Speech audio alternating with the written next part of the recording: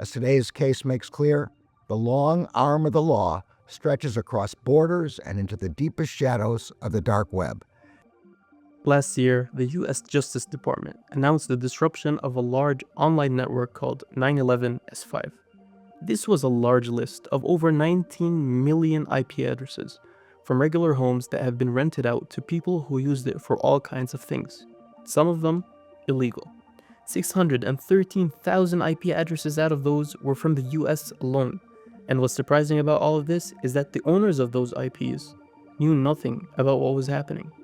Stretching from Southeast Asia to Europe to the Caribbean, as a result of our coordinated actions, the botnet has been taken down, and the man behind the scheme is in custody. Let's start from the beginning.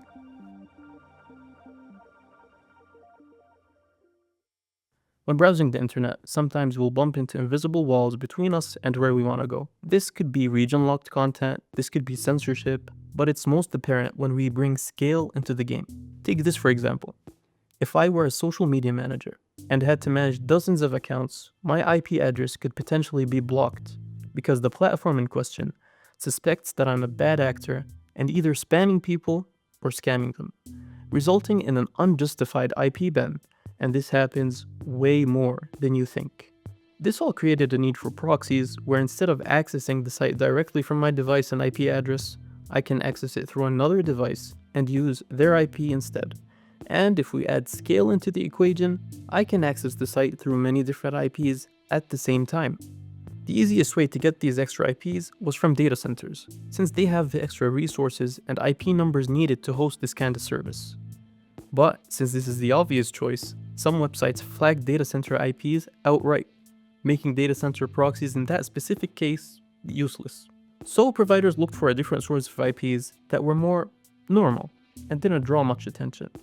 And they found that in residential IPs. IPs that are issued to homes and offices throughout the world, like yours or mine.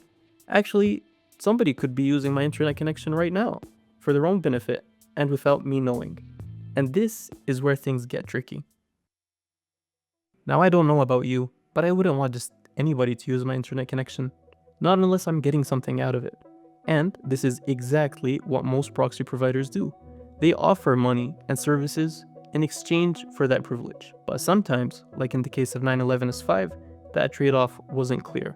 The creator of this wide botnet gained access to over 19 million IPs by using malware, or by hiding it under the guise of something useful, like a free VPN. Now, residential proxies themselves could be considered a tool and are not bad in themselves. You could need them too if you're collecting data from different sites, or managing many different social media accounts, or just automating things across the internet in general. And there are many types out there. There's the static residential proxies that keep your IP the same every time you use it. There's the rotating residential proxies that use different IPs from different homes for your requests. You can also choose to have it for your use only, which is called a dedicated residential proxy, or share it with others to lessen the cost with a shared residential proxy. Now, is something like this legal? This will depend on the laws of your country or state, but it depends on two questions. First of all, are the IPs sourced legally? And second of all, are they being used legally? Which was obviously not the case when it came to 911S5, and so it was all shut down. Those criminals, in turn, used that access to commit a staggering array of crimes that victimized children, threatened people's safety, and defrauded financial institutions and federal lending programs. The Justice Department will never stop fighting to hold cyber criminals to account.